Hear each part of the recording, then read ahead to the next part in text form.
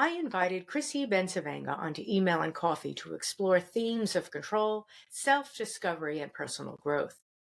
Chrissy shares her journey from various career paths to becoming an AI literacy educator. Together, we discuss the complexities of introspection, the challenges of societal expectations, and the importance of positive thinking.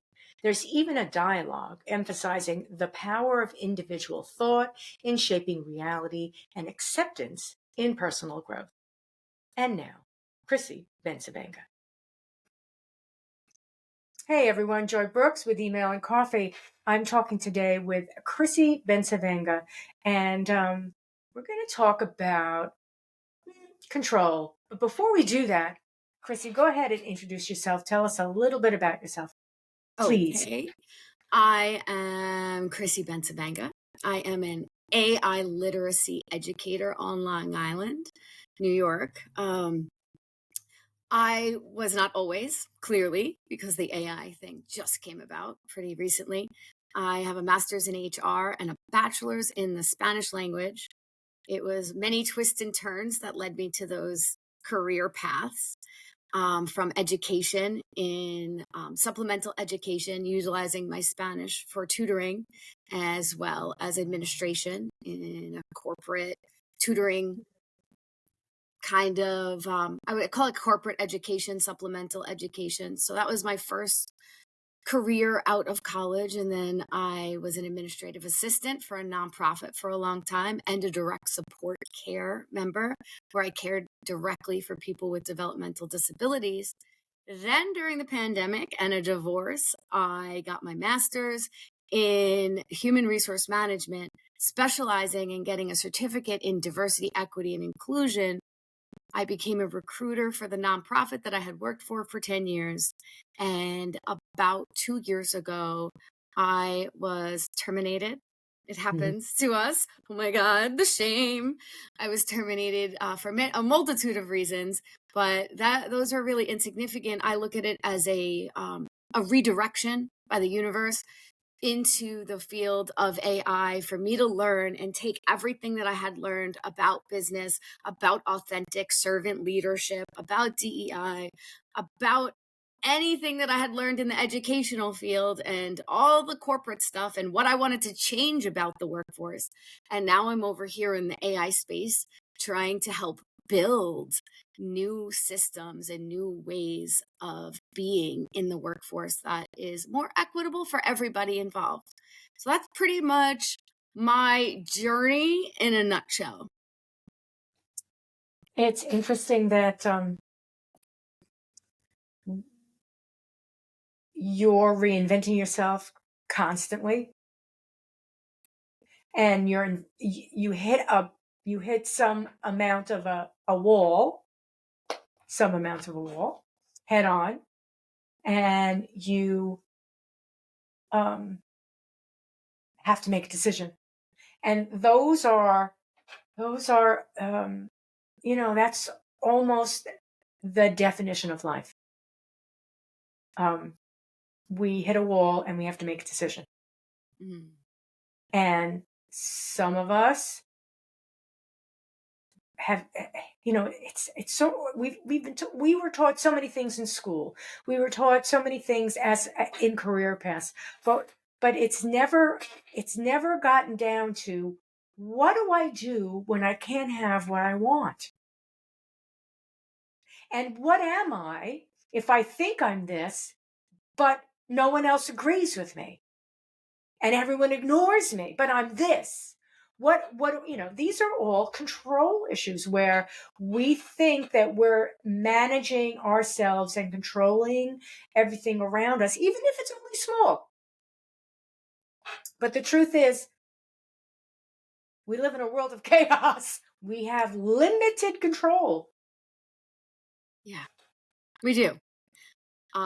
Speaking from the point of view as a recovering codependent, which is the predecessor to mostly all addictions, having had food, love, all the fun addictions that you can't necessarily take out of your life.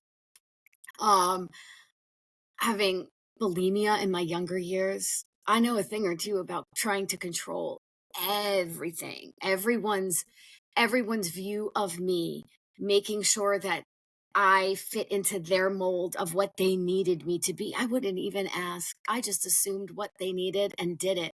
It was probably one of the most manipulative things I've ever done. We don't realize when we're super codependent and we're being everything for everybody else and kind of doing things that don't necessarily feel right, but we know they need it. We are building up a great deal of resentment, and we are trying to control how other people see us. And the biggest gift that I ever gave myself was messing up in so many different areas, in so many different times, that I could no longer control how people saw me as a woman in this world, whether it was a teenage pregnancy with a miscarriage. And, it goes from there, right? Like it, it, it goes from certain things we experience where we're on top, and then we're like, and then you do that enough and you do not gain the favor and people do reject you for things that you do. You realize that you're still standing, that it's okay, that all you ever needed to do was learn to love yourself and stand by your decisions that are favorable and not so favorable. It's kind of like a perfect science, but it's so hard to get there, because I would explain it as humble self-love. The ability to love myself more than anybody else in this world and stand by whatever I think and say and do, and also constantly be the inquisitor and questioning my belief system. Constantly knowing that I am susceptible as this human being to be swayed certain ways based off of information that comes in, and you can have a fortress outside. You can just keep yourself away from everyone and not have to change, but people come into your life, and situations and political situations come into your life to shine, to hold a mirror up to you and to look where you are triggered. This is an inside job. Happiness is never going to be in the outside. The candidate isn't going to make you happy.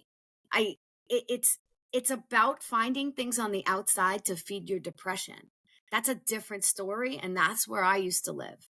And that is trying to control everything and never doing it, because you can't. So you constantly dedicate your life trying to control others and situations outside of you, and you can't do it. It's physically, mentally, and spiritually impossible. So now you always feel like a failure. That happened to me with the infertility struggle. I tried for 10 years to have children, only to go through a divorce and realize that I learned so much from all the physical stuff, all the IVF, all the shots that I put myself through. I learned my resilience, and I learned that I could really, really strive so hard for a goal that I didn't even want. I can honestly say being a non-parent in this world right now is the most freeing thing that I could ever possibly imagine. Not to take away anything from parents, you are warriors. I'm so proud of you. That's amazing. You did it. I'm over here learning how to love other people and learning constantly in my books, in my podcast, and I have all that time to do that. That might not have been your path, and that's okay. This is not a comparison, but I have enough space to love you through that and love me just the way I am. It's and there's so much there. When we try to make someone else happy, that through the institution of marriage or through the family structure, it's not a bad thing. However, it can become unhealthy when at some point in time you're lost. You're lost in that game, and it becomes a game where maybe the other person realizes, I can pull a string because we're all needy people, And if, it's not like we wake up and we're like, oh, I'm going to be the meanest person in the world and I'm going to be a vampire and suck the emotions out of everyone else. And it's not that that happens, but that those relationships begin to build themselves. It's why in many cases, for quite a long time, everybody was saying, get negative people out of your life. And everyone did that. And then we ended up in an echo chamber. Because now we're only around people who say exactly what we say. Do I look nice today? Yes, you do. Thank you very much. Am I too fat? Not at all. We're just in an echo chamber. Good, I'll have another piece of pie then. So we as all people, all humans, need to be able to strike out of our limits, go a little past our boundaries, to recognize, oh, you know what?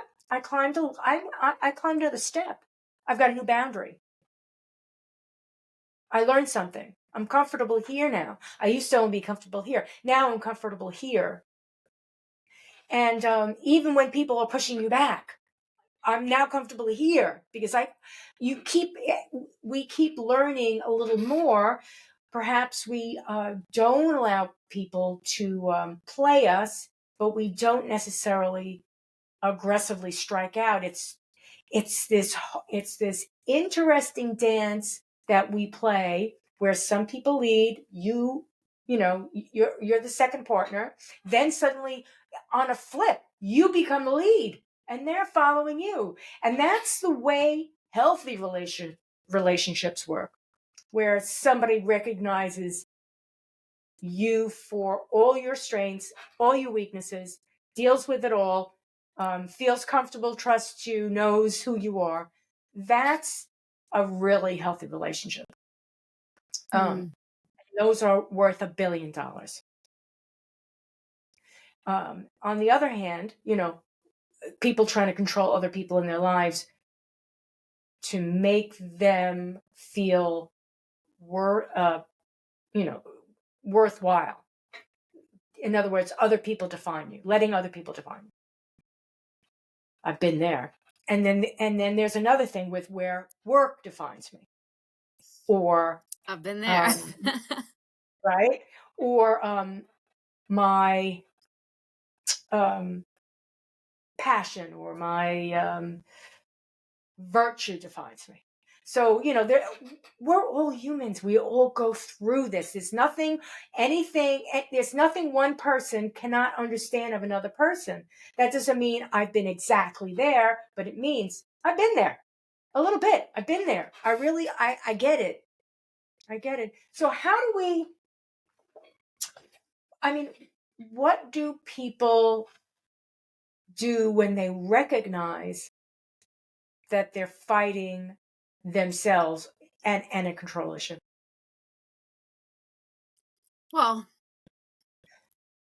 I believe there's so many ways to work through it. And I can speak from the ways that I have worked through it. But I believe it's kind of like the first question to ask yourself is,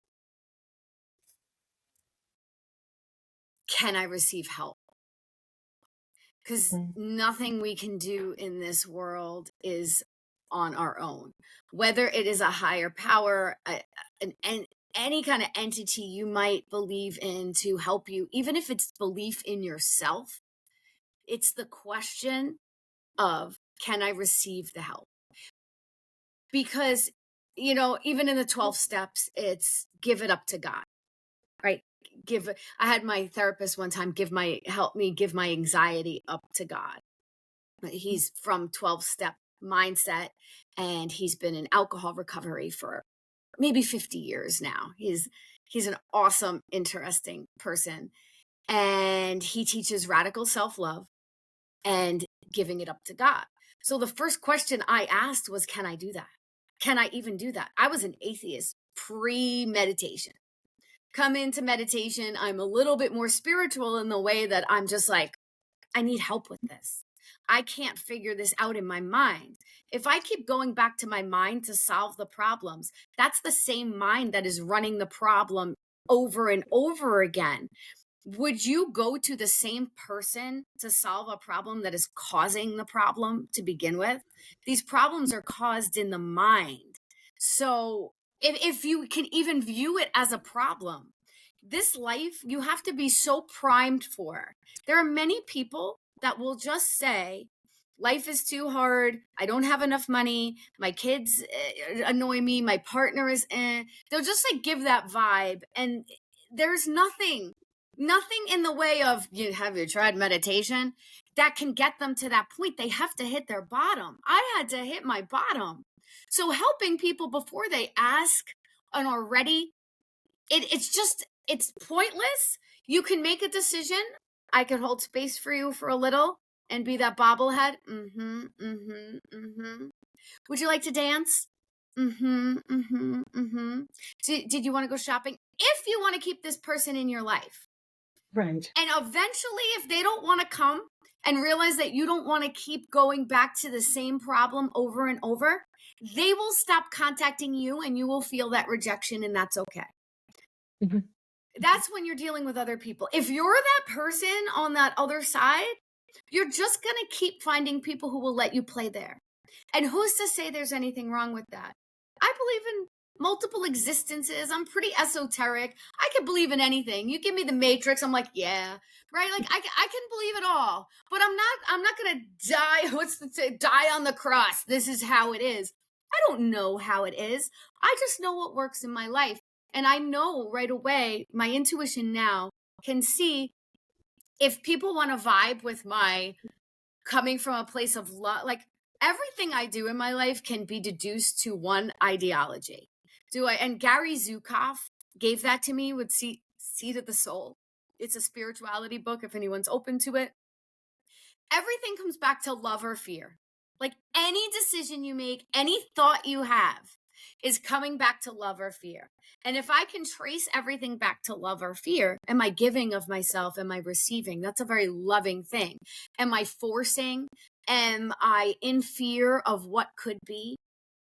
All I hear from both people on both sides of this in this political arena, and I stay out of it. I haven't watched television in 5 years. I know I'm an alien myself, right? Like I don't play, but I also like kind of I'm like, so tell me what's happening. Like I can sometimes I'll be like, I remember I used to binge watch television with my ex-husband. It's all we did. So I used to watch this show. I used to watch that show. Tell me what's happening. So it can be a point of connection with me.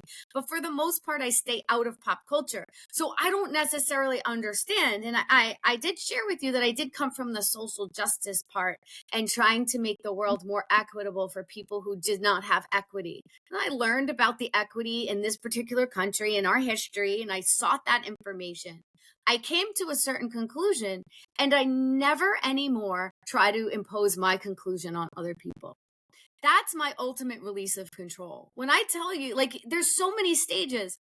Also, I had to go through that. I had to be that super control freak to get to the point where I wanted to release it. So it just really has to be about the willingness to look at yourself and be like, is there room for change here? Is there room for change without shaming myself for the way I've been? That's where people get hung up. They can't admit that they want to change because there's too much shame associated with saying I was wrong. I don't associate with that faction anymore. I don't feel it in my soul. And the ultimate form of growth is willing to change your mind and willing to have new information come in. So besides asking, I would say if we're going to start with Chrissy's book, because I'm not selling a course at this point. I give my information away freely of how I got to my happiness.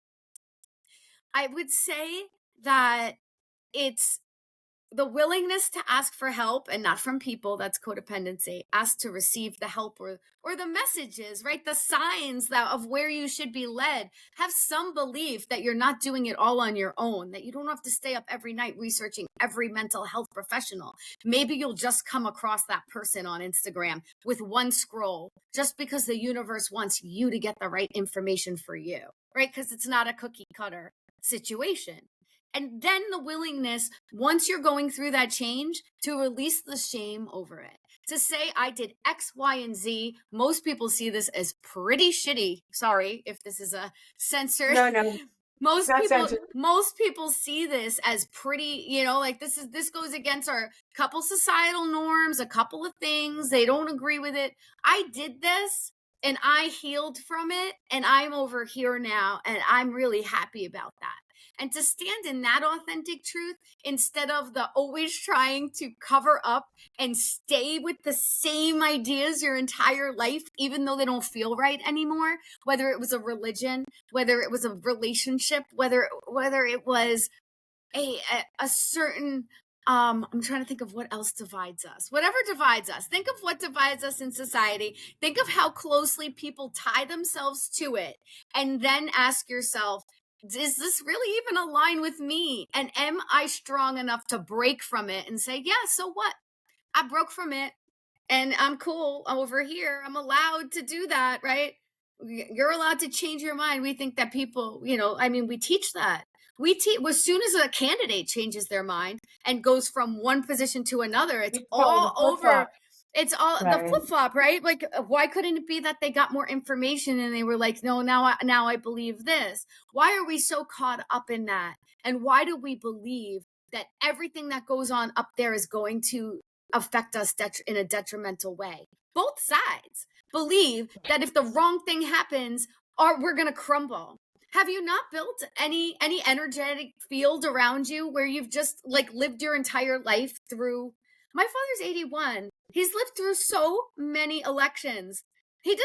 When you're that close to your elder years, your final years on this earth, the last thing you care about is who is in office. You're not there. You're not like, oh yeah, let me divide myself. Some people are.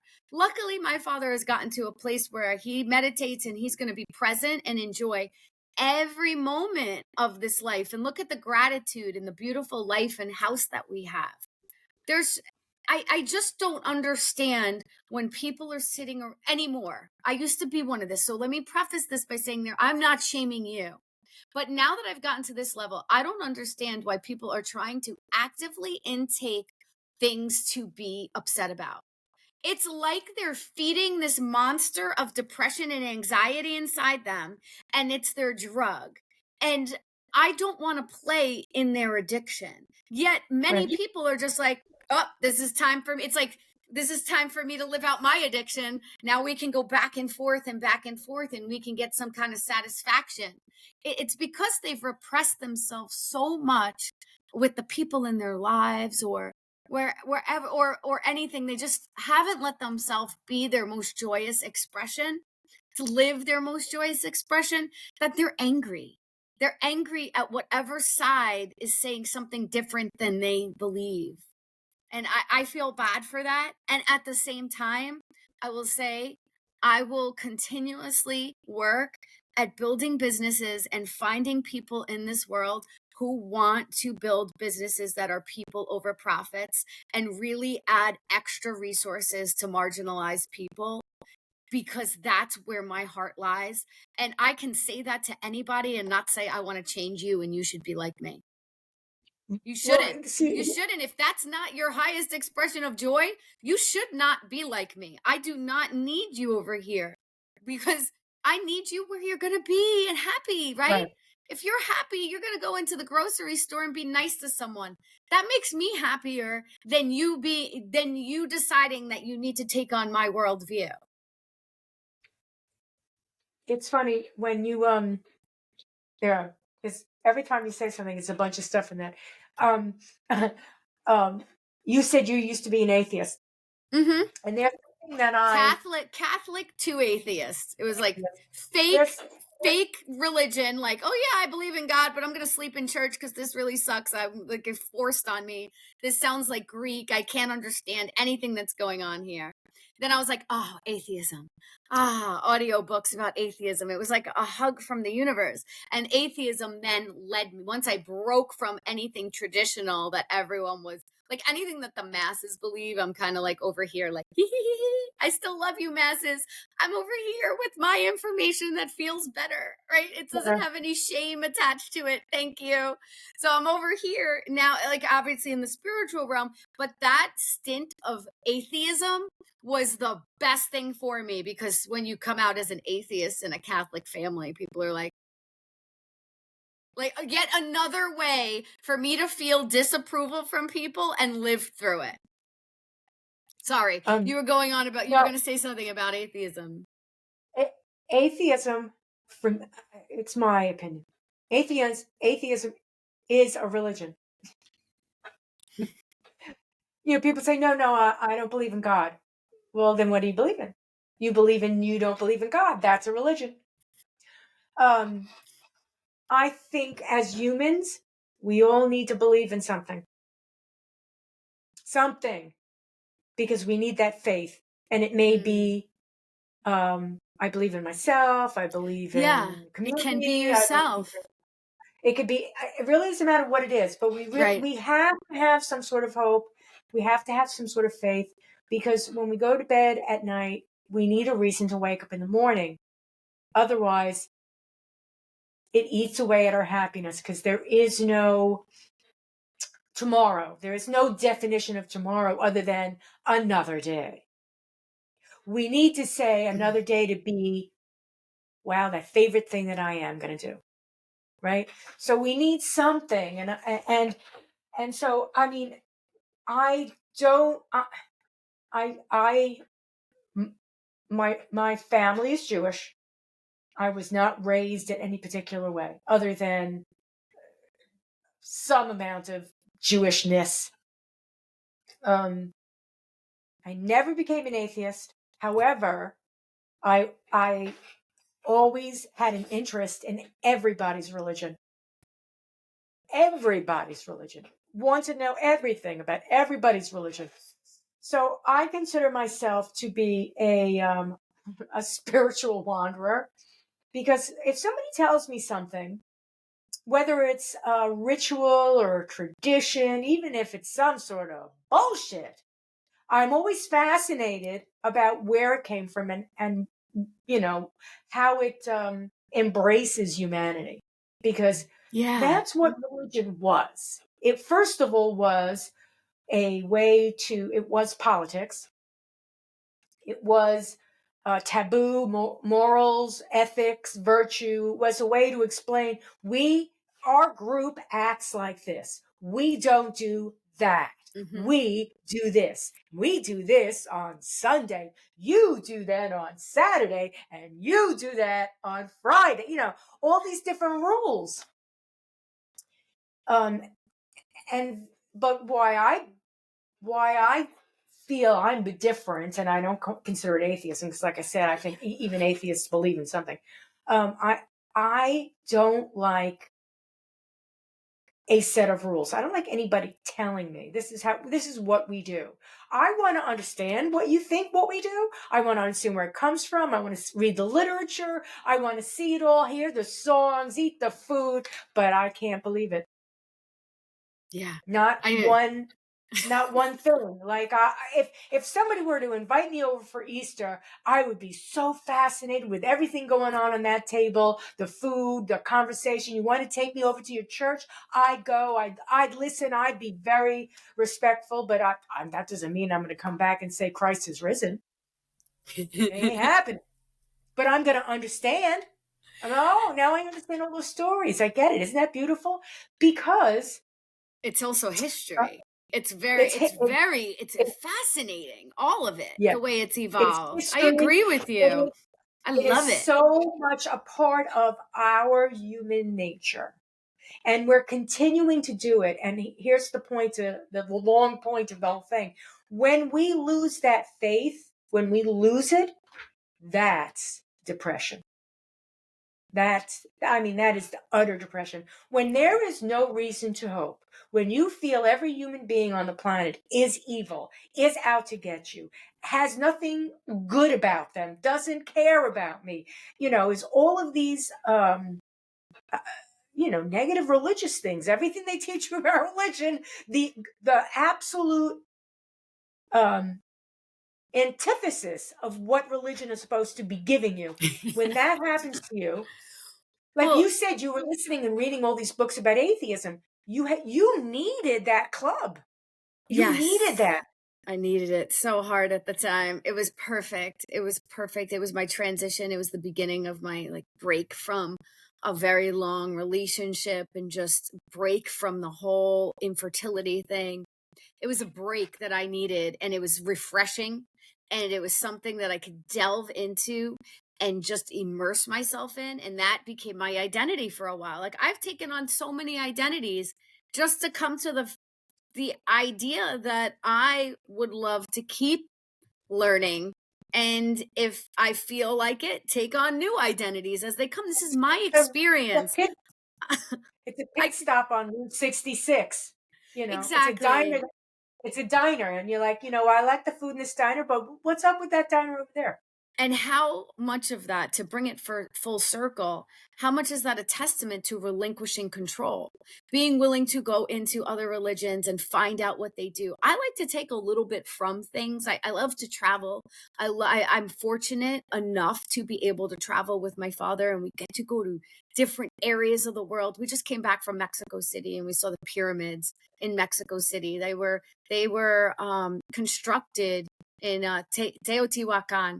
They I was were gonna say, it's so you went to Teotihuacan. yes, they were constructed 1,000 years before the Aztecs. So everyone thinks they're the Aztec ones that are actually in Mexico City, but these predated the Aztecs, and you just see that you see their types of what their expression of their religion and what they believed in. You learn from the guides that take you on the tours, and you just feel the presence, and it is such a beautiful thing to immerse yourself and connect with, even for a short time, other cultures. I could even say I my bachelor's is in Spanish, and I've always I briefly taught Spanish in a private school to kindergartners.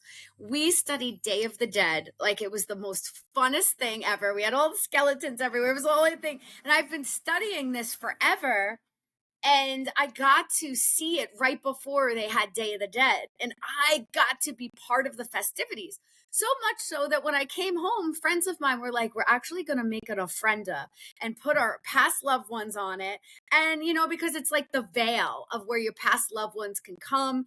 And I was like, this is fun for me. Let's do it. I've got a spirit crew like no other. I've had so many family members pass. Both my parents come from 6 on each side. That's 12 aunts and uncles, and some got remarried. So think about how many people. And my dad's 80, so you can imagine even his older siblings. So many people have passed. My mom passed 20 years ago. I've got like a crew. And I was like, this is so fun. I'm going to call in my spirit guide crew to help me propel my message of love, right?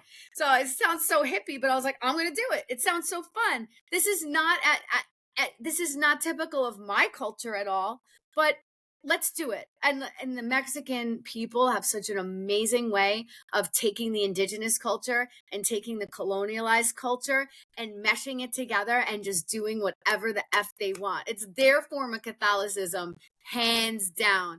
And I could not revere that anymore.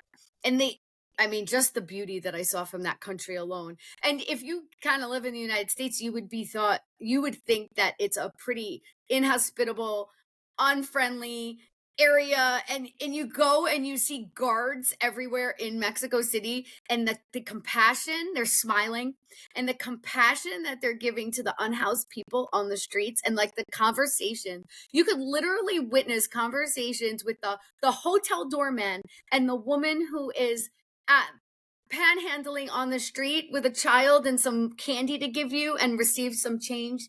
They were having the most beautiful conversation, smiling. I didn't see levelism. Now, I'm sure it exists in all cultures, but as an American coming in and seeing the vibe, I speak in vibration. Everyone, and it's a hub for a lot of Latin Americans. So it's not just Mexicans in Mexico City. It is a metropolis. I was floored. I was like, I want to be here. There's a lot of open mindedness here. There's a lot of love. I feel love in the streets. I don't understand why we don't, like, and then it gets me thinking. I was like, but I want to be more like a Mexican person. I want to take that into my life, and I want to integrate that, and I can take it and also not be super Catholic and adhere to any of the rules of Catholicism that they might have. They value partnered relationships. They value monogamy. They value so many things that like aren't in my life. So I'm okay with that. That's a form of releasing control, taking from other places and other things that like really kind of light you up, and then leaving behind, having the authority over your own life to say, I choose how I am going to live. I'm not going to impose it on others. I'm not going to judge others for not living like me at all. I would and this is the part, this is the ultimate form of control that's so hard for me, that most of the people who are super open-minded about any kind of gender, religion, partnership, all the things, right? This is the part that is so hard to relinquish for me. It's the wanting of other people to be as open-minded of me so they can experience the level of freedom that I have. But that is not my purpose. That is not my purpose here. Me wanting anything of anybody else is, once again, a fruitless effort. And I know what makes me happy, but it definitely might not be what makes somebody else happy. We all come from different experiences and backgrounds.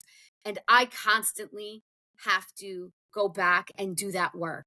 Am I trying to impose here? Am I trying to manipulate this person to believe this in a certain way? And that happens with interpersonal relationships, especially with people you might date, right?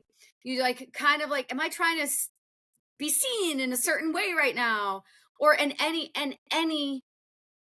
situation, how am I trying to manipulate the way I'm being seen?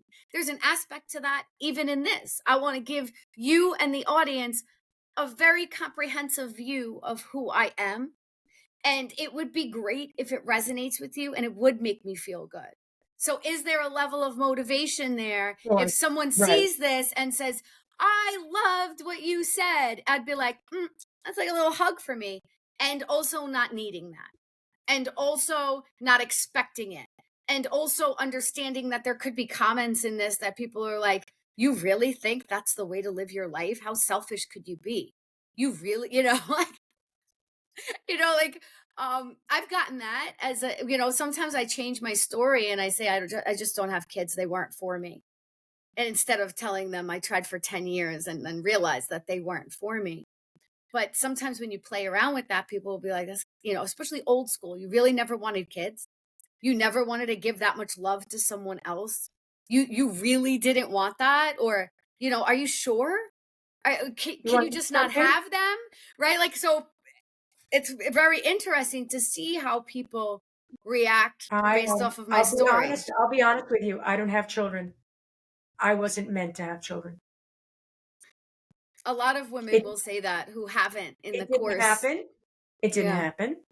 Um, and I would say I wish I had kids, but I look at my past and think, oh, that would have been tough. Totally different life. Totally. I wouldn't be here right now. Totally different life. I give So parents so much credit, man. I really yeah, do. I mean, I I realize that I would want to go back to I would want to go back and have kids, but my life would have been totally different. I don't know where I would be now. I don't know who I would be. Totally different. So it is what it is, what it is. And it's uh, there's a certain amount of regret, but I would say regret is not a dirty word. Um, if I said I regret this and I had sleepless nights and felt I needed to flog myself, that would be a bad regret, but I say regret in a way of, it's sort of sweet, bittersweet regret. I didn't have children. I would have liked to have had children. However, I have no idea how that would have worked out. So that's really, that's the whole sentence there. A lot of things, that's not necessarily envy, but I do look at people with family and I'm like very envious of that. Very. But I've worked it out. It's not just I hate them envy. It's just, isn't that sweet? I wish, that would have been nice. Oh well, it didn't. Again, it goes in that circle. I don't know who I would have been. So, but they have that family. That's wonderful. And I tell a lot of my friends who will say things to me because I have all the freedom in the world on, on the surface level. They say things to me like, oh, I have to do this with my family. I have to do this with my family. Ugh. And I'm like, you don't know how lucky you are. No, I do. I'm like, well, don't go ugh, because you have a beautiful family. Don't say don't say that, because I don't have that. And I would give to have that, although, you have something that's unique to you. Very Mm. unique, so my hands off to your dad. Obviously, because you've got more people on the other side than you have here, so and also you've also tried for 10 years to have a family. That's very, oh gosh, I can't imagine. I don't even know the word to express how I feel about a woman trying to have a family for 10 years who finally realizes it wasn't meant to be. It wasn't meant to happen. Yeah. It was one of my defining moments. Like, I wouldn't trade it again. Someone asked me if you could go back to 17-year-old you and give yourself advice. I literally said, I don't think I'd give myself any advice. I'd say make all the same mistakes. Do it. Do it, do it, do it. But It'll teach you so much. And as far as the kids thing, I'll share with you something that I learned in working in the field with developmental disabilities for many years. You'll be working with a person who in no way, shape, or form is ever going to be able to drive a car.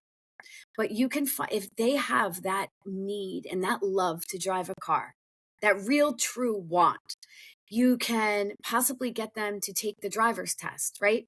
They could have the level of cognition to maybe do like driving lessons with that other person who has their brake on, the driving instructor with the brake. You can possibly take them go-kart racing. There are so many ways, like say I'm a human, I can't fly. I really want to fly. It's like, but maybe life can lead me into a space where I'm a flight, what are the people who jump out of the, like, a person who jumps out of an jumping from the airplane. airplane, Yeah, whatever that's called, right? I could be that crazy. instructor. I crazy, but maybe I always wanted to fly, and I'm a flight instructor. Maybe I become a pilot. Like maybe I become an a person on the flight attendant, right? Like, think about all the different possibilities that there are. And I always knew, working with people with developmental disabilities, that at any point in my life, if I felt like I have, because a lot of people, I want kids because I'm going to be lonely. That seems like I want kids because I don't have any social support. That doesn't sound like a reason to have kids to me. That sounds like a place of lack. I want to hear people who are like, I want kids because I have so much love to give. And to that, I say there are people out there, there are people at any age that can take foster children into their homes. And there are people who can take adults who have developmental disabilities, whether it's Down syndrome or whatever type of autism they might have, where they can't live on their own. And you will be paid by Medicaid, you will be paid to house them, and you can share love with them and take them into your family and not be alone. But that is not the ideal version. Everyone's like, I want to have kids, they can be rich and then take care of me. It sounds crazy to me. It's like, why? Because you don't believe in yourself to have a full, I always say, I'm the success that I'm headed towards. I will pay people to help me when I'm older. I will have an aide. That aide will be so well paid and so happy to work with me and take me around the world if I can no longer walk or I'm not mobile. I can't ambulate on my own. Like, come on. Everyone thinks of the easiest way out and they don't think of all the possibilities. I sound so judgy right now, and I'm very sorry to anyone who feels judged, but I see you and I know where you're coming from, and you're going for the low-lying fruit of your validation. And you've watched your parents and generations do that through having children. And that's why you think it's the only way. But I can tell you it's not the only way. And if you're willing to explore less favorable options, where it really means that you have to give of yourself and you have to give that love and nurturing, which is what you have to do as a parent.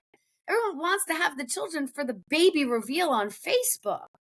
I don't, I could call people out on that because that was me. Because that was me. I wanted the reveal because I was so sick of not getting any kind of, like, my wedding was over. No one cared and told me how beautiful I was anymore. What the F? I was just another adult in this Everybody world. was saying, when are you going to have a baby? Are you pregnant? Are you going to have a baby? You can have a baby right now. Right, and then that's the validation I could get to make them happy. They were going to be happy now that I was going to have sleepless nights and worry for the rest of my life if this kid was going to do drugs or, like, get knocked up like me at 18. Come on. Like, not for nothing, but, like, it is a lot. Like, I was a beast of a teenager. I was a beast. I was, like, great, and then I rebelled, and great, and then I rebelled because I had controlling parents. And who is to say I wouldn't have been that same controlling parent? I'm just now learning to not be a controlling person, right? I can see children and be like, be free, be whoever you want to be. I love that for you. We want to change genders. You want to change back. You want to change again. Do it. That's your life. I have no stock in this game, right? I want you to feel seen and heard. That's how I release control over society. I say, you do what you want. You do what feels right to you. You do not impact me, right? And that feels so good. And I don't think I could have done that as a parent. Not even a little bit. I would have been worried sick that this is my responsibility to make sure that this human. You might be able to do it now. You might be able to I probably would, but I can say that I've come to a place of selfishness, and I do not want anyone relying on me for anything. I don't want it. I want to give it. And change your mind. I might change my mind. And I might change my mind because I'm open to all possibilities. I'm open to all forms right now, of love. It's not apparent on the path. It's just not a desire of mine. It's just, Right. That's simply it. Right. I am a woman with ADHD. I am lucky that if I can plan my own day, let alone make a schedule for a kid in school who has to have X, Y, and Z prepared for them. My self-care is paramount right now because I never learned it years ago. And that's my lifeline. And Well, I honor those parents out there who are finding their own lifelines while raising little humans and adult humans, or because none of us grow up anymore. Like, let's be real. I'm in my father's house. We don't grow up. We don't even know like, I'm in that process. I'm 45. I'm in the process of growing up. It feels great. I'm happy. I enjoy my life. But the answers lie within each individual person. It's right. No one's going to know. And the thing is, we need to build ourselves. We need to build ourselves up so that we can ask those hard questions and answer them. And then once we have the answer, be brave enough to say, yeah, but I'm not going to do that because I think the right thing to do would be to do this. And that's the harder thing. And I'm afraid to do it. And I'm still going to do it. Whatever it is. We just need to, something that you said made me think about this, is that we have all of these social constructs that are meant to be norms, just norms, so that there's a starting place. There's a place to base ourselves. So it's like, here's the starting line right here. All right, now, what do you want to do? You want to go backwards? You want to go forwards? You want to go to the side? I mean, we all need something. We need to start somewhere. So we have all these social norms, and we're definitely, everyone's rebelling against them. But in rebelling against them, we're rebelling against them using those same social norms. I could not So, agree more, right? Like, so it's a very confusing thing. I am a woman, but I want to be a man. Well, what is a man? A man is what a man feels. So therefore, can I just be a woman if it's like a little different than a woman? Do I have to look like something? What do I have to look like? I don't give a shit what I have to look like. I'm gonna, you can round yourself up and then just say, you know what? I just want to play baseball. That's all that I want to do. Let me play baseball, and then right. do it. I see what you're saying. I see what you're saying, using the same social norms to box ourselves in to a certain thing, and sometimes it can be very detrimental on someone's body. I hear what you're saying Well, there. you could go to that. I mean, you could go to that extreme, and that's what I'm saying. But it can be something very simple as, I like, I'm a girl, but I like all these physical sports. So am I a guy? No, I just am a girl that likes these physical sports. And you know what? I'm a little rough and tumble. And when I see somebody, I want to push them, I don't cry and I don't do all these social norms that women do. So therefore I must be no, you're just whatever it is you is. What is that definition? I don't know.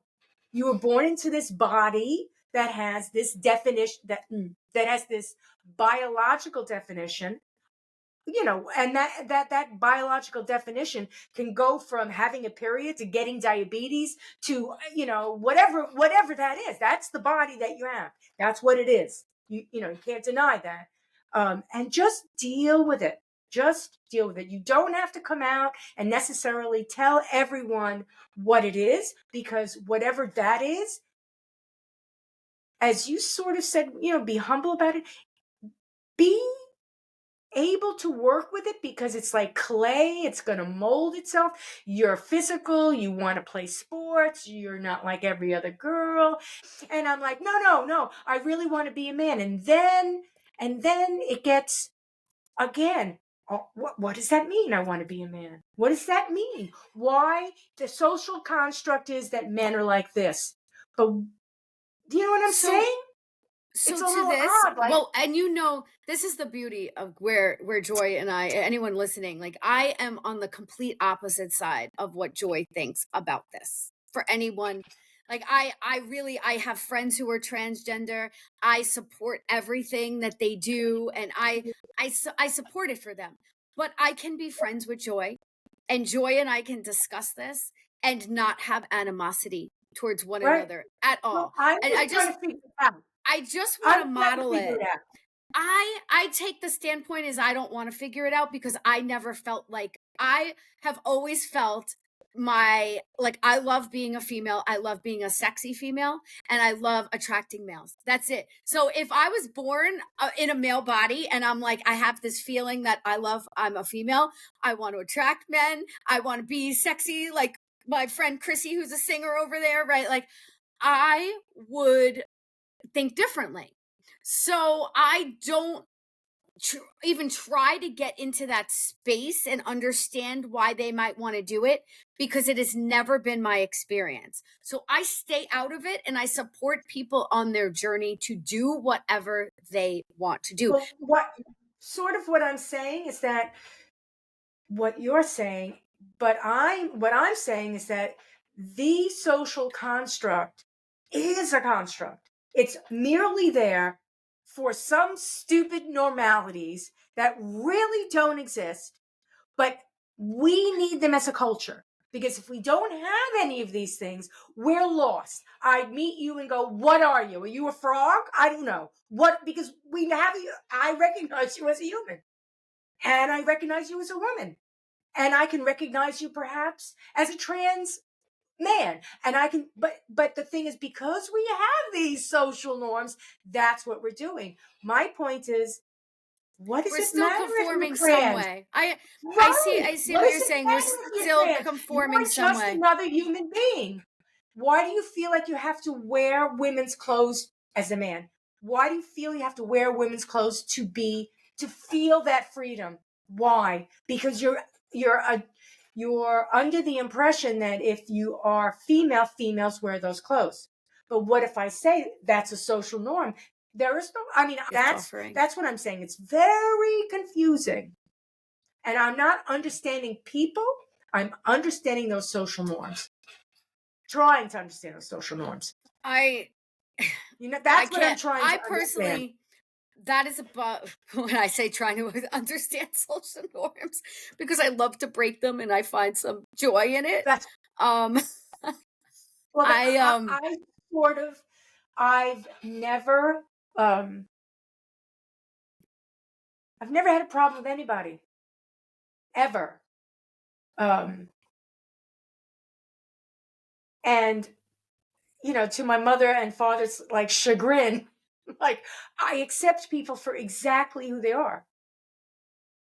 right. And Well, the only times my heart bleeds for them is when I could tell them that they're not happy.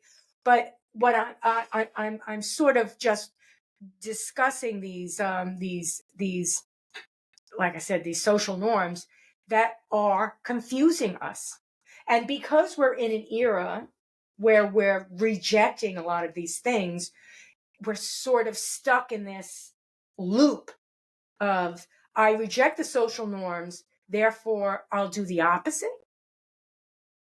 But that's fighting that social. So what I'm essentially saying is those social norms are a fabric of humanity, and it's a hard thing. It's a very hard and thing. It's are like, you? oh, I don't And want to you're, admit that, but just for clarification, you are taking social norms for face value, just stating that they exist, and and they're different between cultures, and they're they're different different between between cultures, cultures, and you're saying that whether we like it or not, they're woven into our reality. somewhat woven into our reality, yes.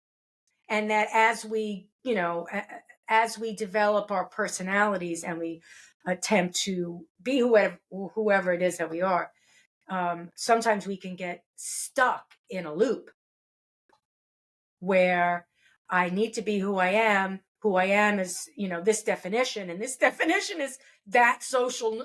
And no, I'm not. To say, Well, that um, goes back to relinquishing control now, doesn't it? Right? I'm Like, and serious. just I'm serious. I'm serious. But um but I'd say we that can't expect that everyone to do that. That is, relinquishing control might be one of the most difficult things, and very few humans have done it. My Mhm. people that I follow, right? Like, honestly, the teachings of Jesus really do kind of like, and I'm not deep into it, but I've heard like some really great stuff. Like, yeah, like this is cognitive dissonance. Any Christian religion that I've ever been a part of or knew about really isn't teaching the non-judgment of Jesus. And then you see like the cognitive dissonance, and that's really what's not sitting right with humans. That's really why they might be rebelling, because humans came in and changed the message to get people to adhere to certain social norms that made it easier for them to be right. They needed to change others so they could all be comfortable as a unit. I don't That's have right. any answers for that, the way humans have evolved in society. I think we're changing by the minute. I think things are going to change in a great way, as people will be like, "What is wrong with you?" But the last thing I want to bring up is I truly believe, whether any of my spiritual teachings have led me there, feel free to reach out. I'm always willing to share the books that I've read. You have to want it. You have to be open-minded. But I truly believe that your thoughts control your reality. And we all have different realities, and we're all just like kind of bumping into each other with our bubbles. So you have to be your ultimate thought police. If you're thinking about all the negative things that can go wrong, all the people, and you're trying to plot like where someone can come in and take something from you and steal something from you and hurt you, and there's so many people out there. I mean, really, and the media plays on these people's fears. If you are of that mind, you are going to create more of that until the day you die. You're going to create Right. some kind of cancer because you're not happy. Maybe you are. I'm going to be open-minded and think you might be happy if you're living from a place of fear and judgment and No, you can't be happy. anxiety. That can't They be. You might can't be. be happy. I'm willing to I say can't imagine that. I can't that imagine that. someone might prove it to me, right? I'm willing to be that open-minded, but I'm also willing to say I am not willing to go there. And my thoughts, you might come in with be like, nope, this is a negative thing. How could you not worry about that, Chrissy? And I'd be like, I am not going to worry about it. Actually, I'm going to paint the picture in my mind of people co-creating together and taking care of one another in community. How about that? I'm going to paint that in my mind and you can't take away my mind. Wayne Dyer says the biggest thing that you can keep from other people is your imagination. Stop telling people your imagination. Just do it. Just imagine it and be in it and live in it. And I created a world of freedom for myself. It's all in my imagination. I tell myself such positive things about other people and myself every day. And I'm willing to interrupt judgment at all costs. And that is hard because we are raised by judgy people. And don't tell me any different.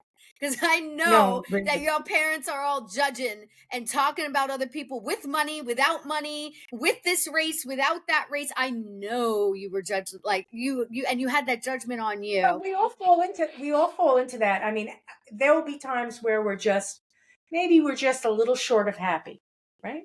And we're sitting around, and some thought will come into your mind, and you'll see something in your head like so and so, and I'll say, oh, wait a minute. First of all, why are you even thinking of so and so? Who gives a shit about so and so? And maybe they are or they are not, but really, why don't you go take a walk? And I have to stop Yeah. myself. And I think to myself, there are many times. I mean, envy, judging, like I said, the envy, regret, all those things. There are gray lines where it might be okay to go a little bit there, but don't trip and fall into like the envy pool. But So, Joy, I'll look outside. I'll look outside. My neighbor's got a really nice lawn, and I'll say, "Wow, they've got a fucking nice lawn. That lawn is so nice. She's a fat pig, isn't she?" And I'm thinking, why did I think that? Because thank you you for your know, honesty. Thank you for your honesty because we all go through it. And what you right? just gave your Like, audience right what's there, wrong with me? you just gave your audience a blueprint on how to do it.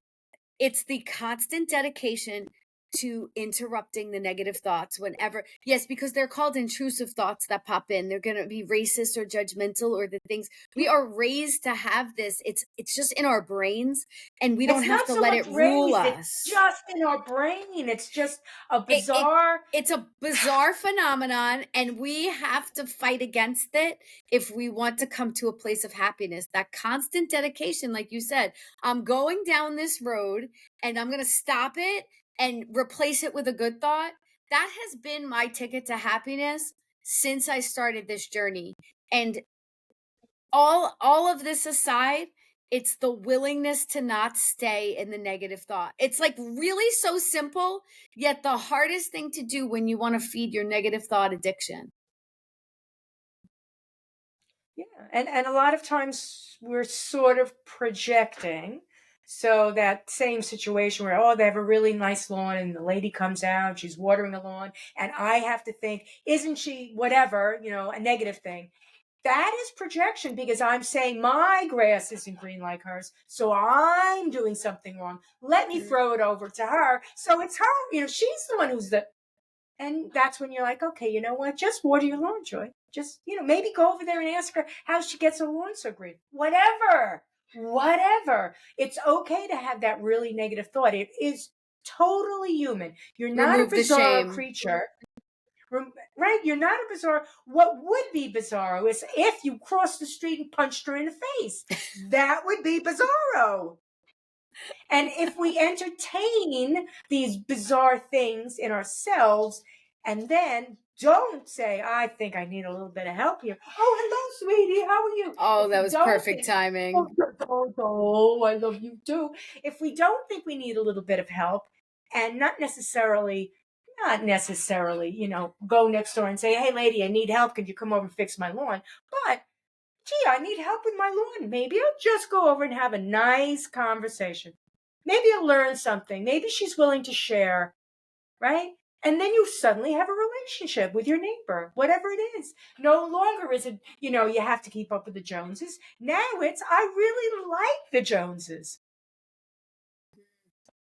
I don't know.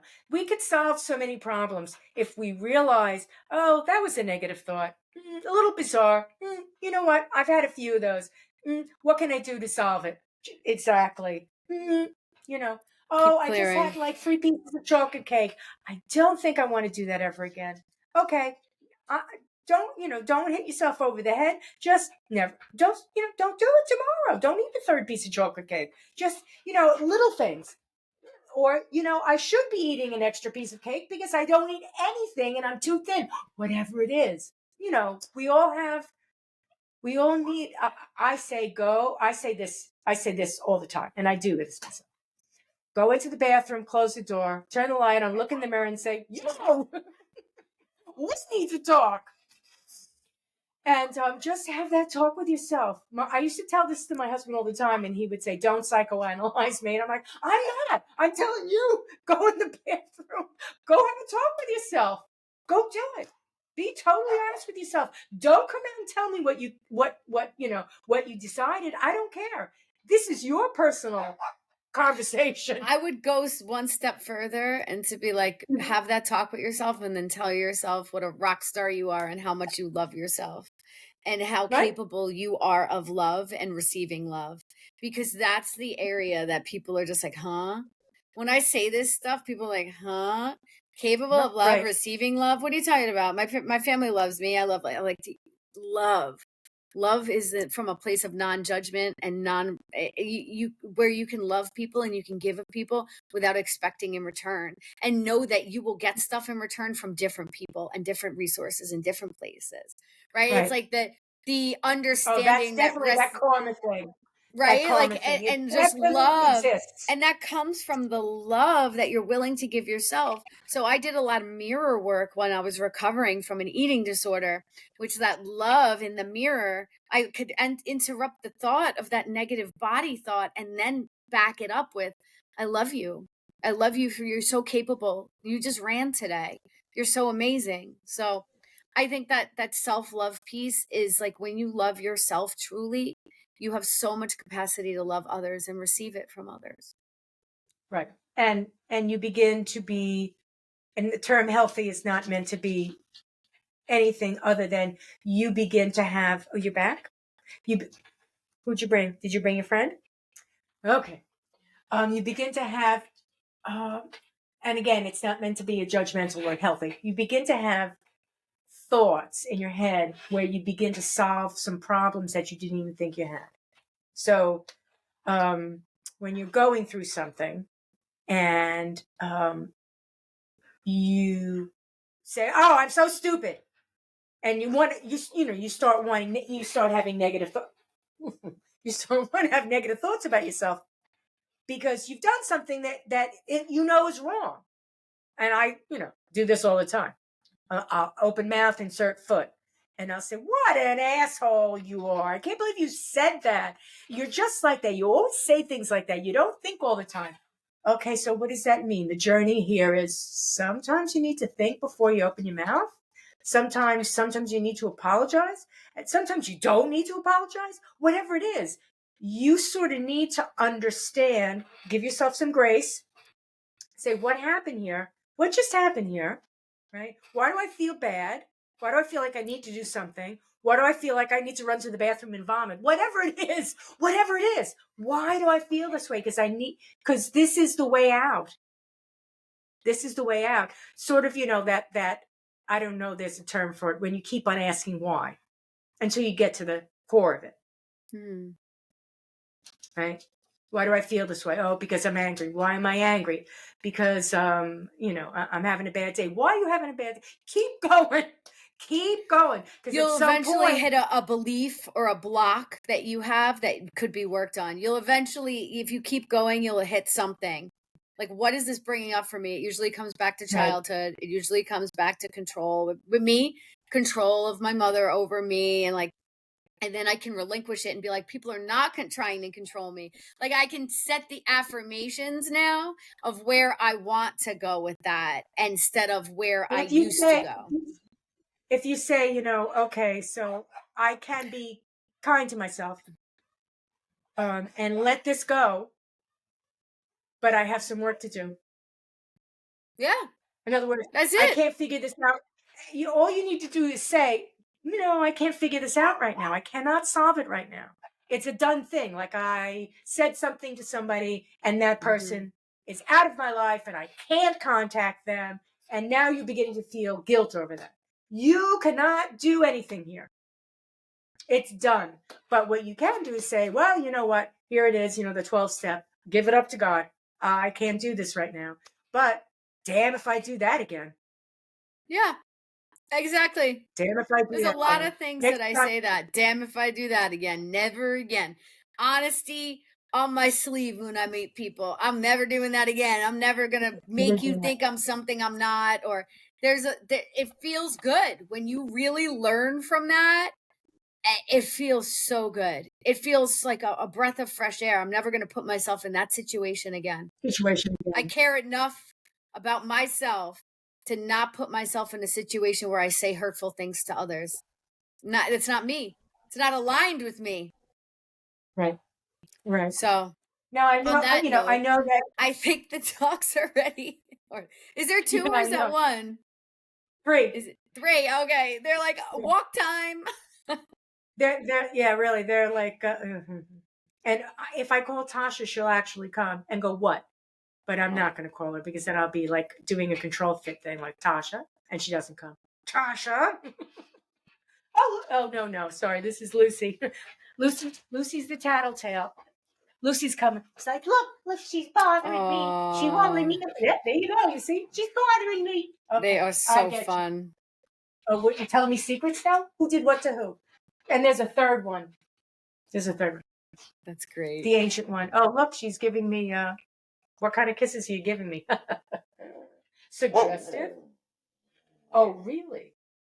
Yeah, it's time. It's time to pay attention to the animal kingdom. So, Chrissy, tell the audience while I play with my dog. Look at look at her. Hello. Uh, now she's torturing the other dog. Tell people how they can find you. Sure. LinkedIn. We could probably tag my LinkedIn on here. Chrissy Bensabanga on LinkedIn. It's an easy way. Just DM me. Same Chrissy Bensabanga on Facebook.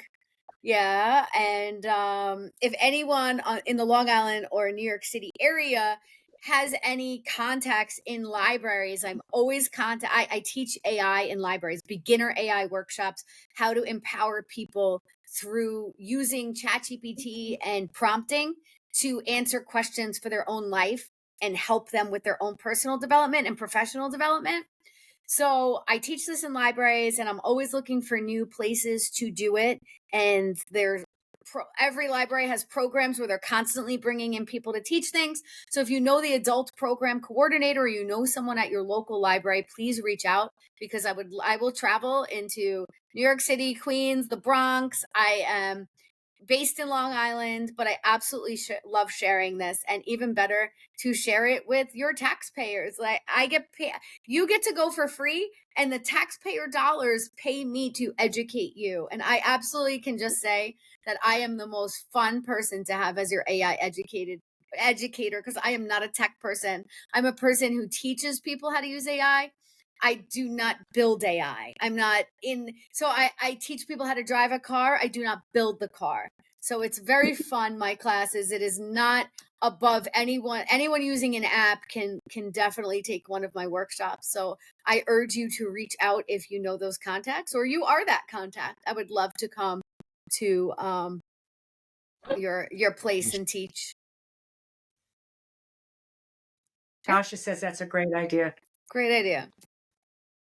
Thanks so much for coming on the show, Chrissy. Oh, now you're going to vomit? Don't vomit. Don't vomit. Oh. No. Or vomit. We're releasing control here. All right. Thank you so much.